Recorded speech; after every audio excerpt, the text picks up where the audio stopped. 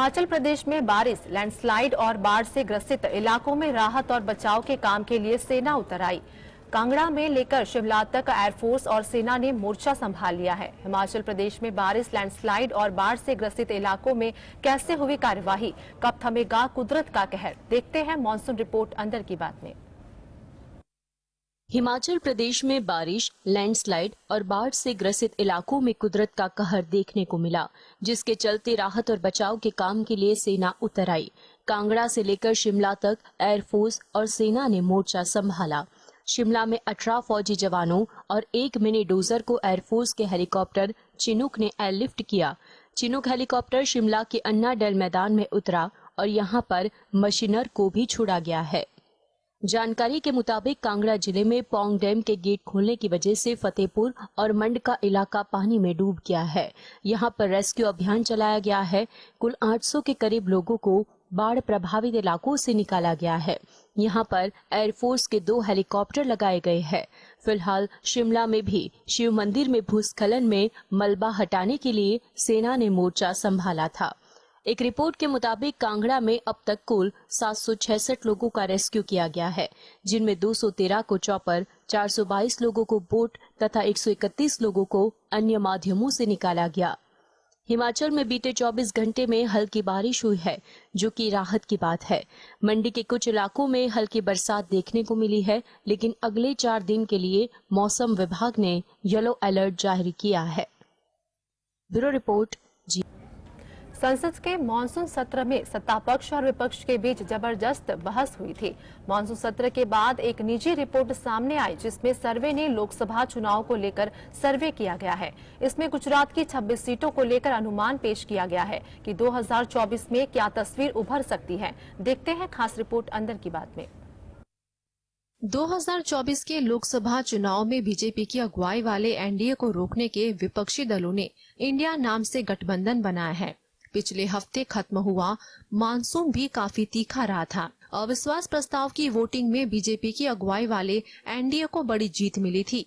एक निजी रिपोर्ट के मुताबिक सर्वे में अगर अभी चुनाव हो जाए तो गुजरात में किसको कितनी सीटें मिलेगी, इसका अनुमान व्यक्त किया गया है।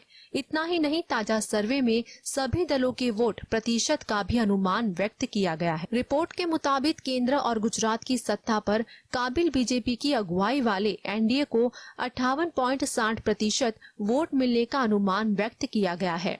विपक्षी दलों को गठबंधन इंडिया 48.60% वोट मिलने का अनुमान सामने आया है, जबकि 2.80% वोट अन्य के खाते में जा सकते हैं। सर्वे में एनडीए की विपक्ष गठबंधन पर बड़ी बढ़त सामने आई है। गुजरात में लोकसभा की कुल 26 सीटें हैं। वर्तमान में भी सभी 26 सीटों पर बीजेपी काबिज है। मानसून सत्र के बाद हुए इस ताजा सर्वे में बीजेपी की अगुवाई वाले एनडीए के क्लीन स्वीप करने का अनुमान व्यक्त किया गया है। अगर ऐसा होता है तो यह तीसरा मौका होगा जब बीजेपी फिर से सभी 26 सीटों पर जीत हासिल करेगी। पार्टी ने 2014 के चुनाव में भी सभी 26 सीटें जीती थी। Bureau report.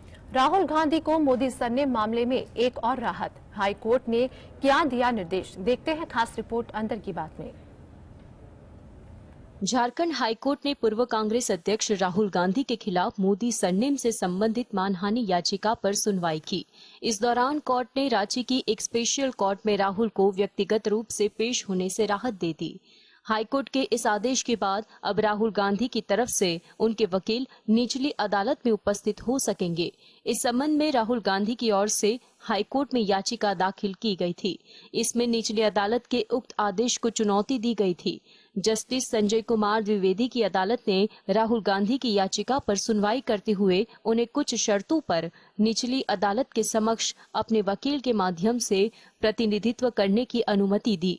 हाईकोर्ट ने राहुल गांधी को चेतावनी दी कि उनकी अनुपस्थिति में जिन गवाहों से पूछताछ की गई, उनसे बाद में दोबारा पूछताछ नहीं की जाएगी। यह मामला 2019 में यहां एक लोकसभा चुनाव रैली में राहुल गांधी की सभी मोदी चोर है टिप्पणी के लिए शहर के वकील प्रदीप मोदी द्वारा दायर मानहानि के मुकदमे से संबंधित है।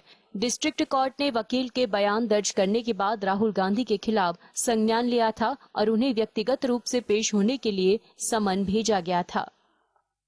Bureau report, GSTV। राष्ट्रीय जनता दल सुप्रीमो लालू प्रसाद यादव एक बार फिर से पुराने अंदाज में दिखने लगे हैं। लालू के समर्थक भी उस वक्त हैरान रह गए जब सड़क पर घूमते नजर आए लालू यादव। क्या है पूरा मामला, इस पर बीजेपी ने क्या कसा तंज, देखते हैं खास रिपोर्ट।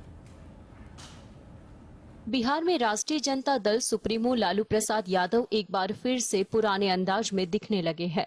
लालू के समर्थक उस वक्त हैरान रह गए जब लालू प्रसाद यादव पहले के तरीके से एक बार फिर से पटना की सड़कों पर घूमने निकल पड़े। लालू यादव ने अपने दोस्त के साथ कुल्फी भी खाई। लालू प्रसाद यादव पटना के मरीन ड्राइव पर अपने पुराने दोस्त शिवानंद तिवारी के साथ घूमने निकले थे। लालू यादव के मरीन ड्राइव दौरे पर बीजेपी ने निशाना साधा है। बीजेपी ने कहा है कि लालू यादव कोर्ट को गुमराह कर रहे हैं। उन्होंने स्वास्थ्य लाभ के लिए जमानत ली थी, लेकिन अब वह राजनीतिक लाभ, पारिवारिक लाभ ले रहे हैं। उनकी इस हरकत से साफ पता चलता है कि लालू प्रसाद यादव कोर्ट को गुमराह करने की कोशिश कर रहे हैं।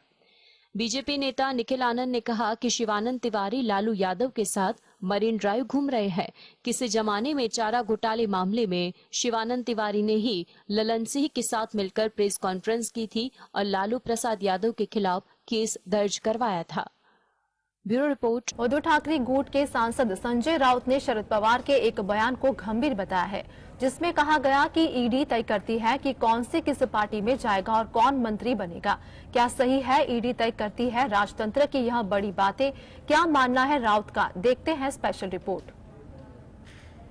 उद्धव ठाकरे गुट के सांसद संजय राउत ने कहा, चुनाव आयोग और सभी केंद्रीय एजेंसियों का दुरुपयोग हो रहा है। एनसीपी प्रमुख शरद पवार ने कहा कि ईडी तय करती है कि कौन किस पार्टी में जाएगा और कौन मंत्री बनेगा, यह भी ईडी तय करती है। यह पवार साहब का बहुत गंभीर बयान है। पवार साहब ने कहा है आज एक बार कि ईडी तय करती है कौन किसके पार्टी में जाए। ईडी तय करेगी कौन मंत्री बने, कौन क्या। ये बहुत गंभीर बात पवार साहब ने कही है और पूरा देश उससे चिंतित है। शिवसेना यूपीटी सांसद संजय राउत ने कहा था कि एनसीपी प्रमुख शरद पवार ने हाल ही में कहा कि ईडी तय करती है कि कौन नेता किस पार्टी में जाएगा। इतना ही नहीं, यह भी ईडी ही तय करता है कि कौन मंत्री बनेगा। राउत ने कहा कि यह पवार साहब का बहुत गंभीर बयान है। महाविकास अघाड़ी मजबूत और एकजुट है और उनका मानना है कि शरद पवार कभी भी बीजेपी में शामिल नहीं होंगे, जैसा कि एनसीपी के बीच एक बैठक के बाद कई लोगों ने अनुमान लगाया था। राउत की टिप्पणी वरिष्ठ कांग्रेस नेता और महाराष्ट्र के पूर्व मुख्यमंत्री पृथ्वीराज चौहान के उस दावे के बाद आई है, जिसमें उन्होंने दावा किया था कि अजीत ने पिछले हफ्ते उनकी मुलाकात के दौरान उनके चाचा शरद को केंद्र में कैबिनेट में जगह देने की पेशकश की थी। Bureau report, GSTV। पिछले साल प्रधानमंत्री नरेंद्र मोदी की सरकार ने तेजस LCA Mark II fighter jet को हरी झंडी दी थी। अब इसके प्रोटोटाइप को बनाने की अनुमति मिल गई है। इन विमानों के आने से पुराने वायुसेना के विमानों को हटाया जा सकेगा। देखते हैं कैसे होगा फायर पावर, अंदर की बात में।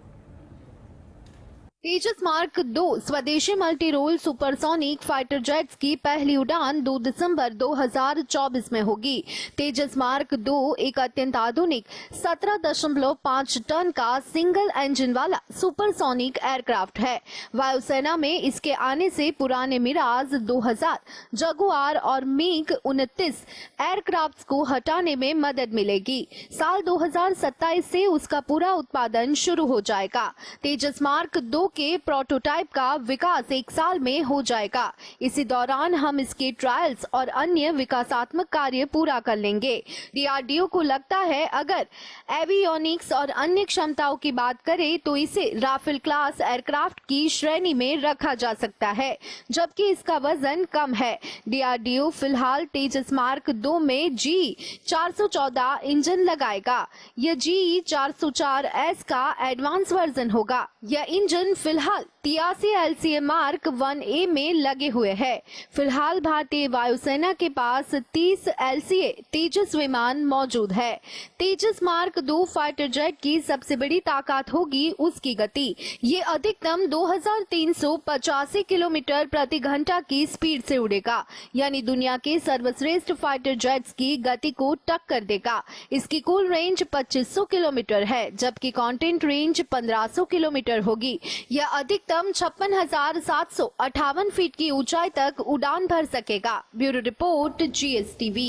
24 जुलाई को जारी सर्कुलर के मुताबिक वित्त वर्ष 2022-23 के लिए पीएफ अकाउंट में जमा राशि पर ब्याज दरों को 8.10% से 0.5% बढ़ाकर 8.15% कर दिया है। किसी भी कर्मचारी के बेस पे और डीए का 12% हिस्सा पीएफ अकाउंट में किया जाता है।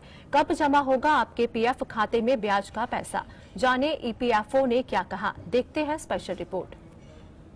वित्तीय साल 2022-23 के लिए पीएफ में जमा रकम पर मिलने वाले ब्याज को बढ़ाकर 8.15% कर दिया है।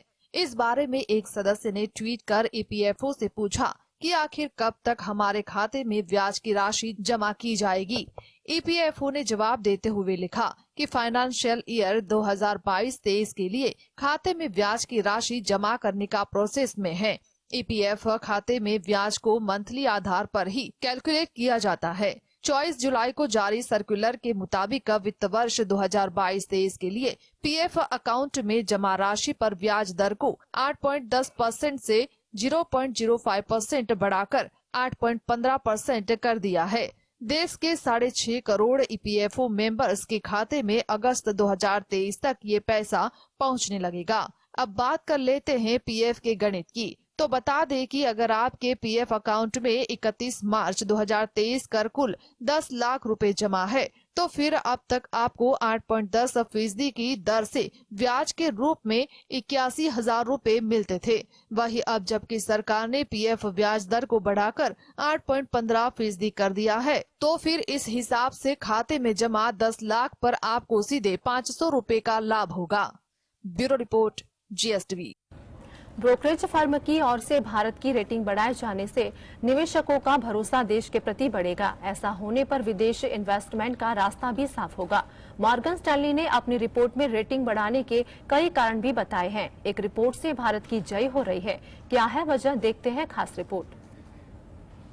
एक और जहां रेटिंग एजेंसी अमेरिका और चीन जैसे देशों की रेटिंग घटा रही है, तो वहीं दूसरी ओर इनका भारत पर भरोसा कायम है। दुनिया में अब तेजी से आगे बढ़ती इकोनॉमी के लिए अब ब्रोकरेज फर्म मॉर्गन स्टैनली की ओर से गुड न्यूज आई है। दरअसल एजेंसी ने भारत की रेटिंग को बढ़ाते हुए ओवरवेट कर दिया है, वहीं चीन की रेटिंग को डाउनग्रेड किया है। मॉर्गन स्टैनली ने महज 4 महीने के भीतर भारत की रेटिंग को दूसरी बार अपग्रेड किया है। इससे पहले भारत की रेटिंग को इक्विवेलेंट किया गया था और अब ये रेटिंग एक बार फिर से बढ़ाते हुए ओवरवेट कर दी गई है।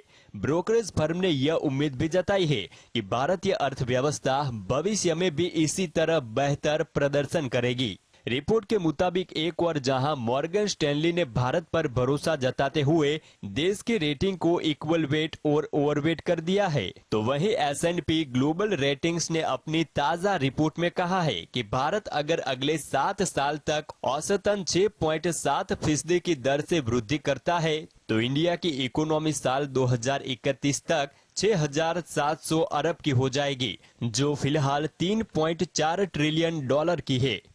Bureau report, GSTV।